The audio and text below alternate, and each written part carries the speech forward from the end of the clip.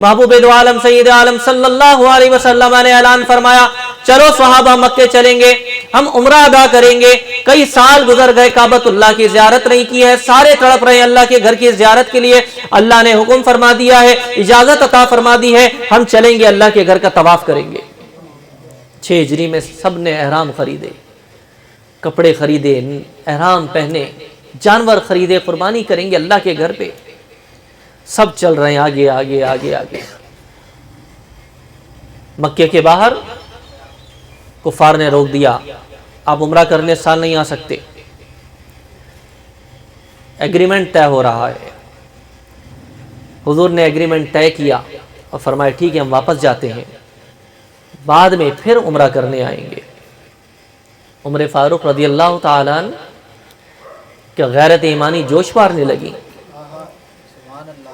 फरमाने लगे, अबू बकर सिद्दीक रज़ी अल्लाह ताला अन्हु को देखते हैं, सहाबा को देखते हैं, हुजूर को देखते हैं कि सब राजी हैं और हम दब कर ज़ाहिरन सुलह कर रहे हैं काफिरों से और वापस जा रहे हैं।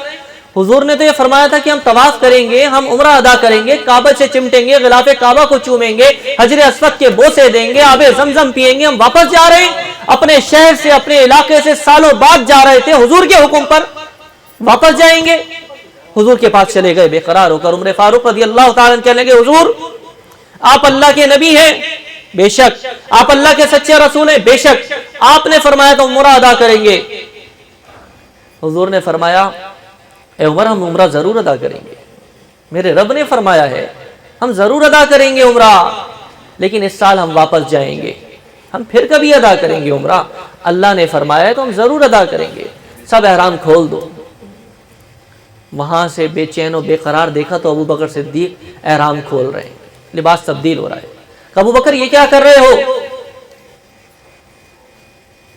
हुजूर ने तो कहा था उम्रा अदा करेंगे, अभी हम दब के सुलह करके वापस जा रहे हैं और तुम भी लिबास उतार रहे हो। अबू बकर सिद्दीक रज़ी अल्लाह ताला ने फरमाया, ए उमर क्या हुजूर ने ये फरमाया था कि इस साल उम्रा करेंगे? हुजूर ने तो कहा था उम्रा करेंगे तो जरूर करेंगे, इस साल का थोड़ी कहा था।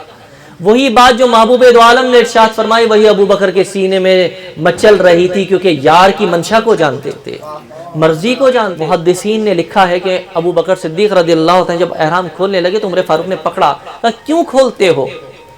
उन्होंने कहा, ए उमर कान खोल के सुनो, हमने एहराम बांधा भी रसूलुल्लाह के कहने पर था, अपनी मर्जी से नहीं बांधा था कि हमें अपने शहर जाना है या हमें काबतुल्लाह जाना है या हजर अस्वद को बोसा देना है। हमने अगर ये लिबास पहना है तो रसूल के हुक्म पर पहना है, अपनी कोई चाहत नहीं थी। और अगर अबू बकर उतार रहा है तो भी मोहम्मद के हुक्म पर उतार रहा है, अपनी कोई चाहत नहीं है।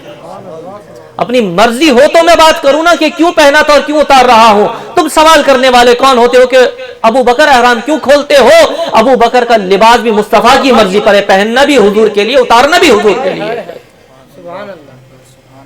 यह है वफाओं के पैकर जिन्होंने तय कर लिया है कि हमें नंबर 1 रहना है, आगे रहना है। अबू बकर का मतलब अव्वल आने वाला, सारे कामों में सबसे पहले आने वाला, कलमा पढ़ने में सबसे पहले आने वाला, नबी पाक के लिए कुर्बानी देने में, मार खाने में, जिहाद करने में, मक्के की वादियों में तकलीफें उठाने में नंबर पहला आने वाला अबू बकर का है।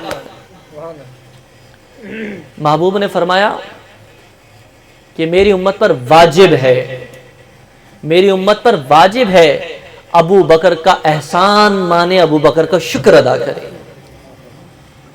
किसी सहाबी के लिए हदीस नहीं है, सिर्फ वो अबू बकर सिद्दीक की शान है कि हुजूर ने फरमाया उम्मत पर वाजिब है अबू बकर का एहसान भी माने, अबू बकर का शुक्र भी अदा करे। क्योंकि सबसे ज्यादा हुजूर की माली तौर पर, जानी तौर पर खिदमत करने वाले सय्यदना अबू बकर सिद्दीक रज़ियल्लाहु ताला अन्हु।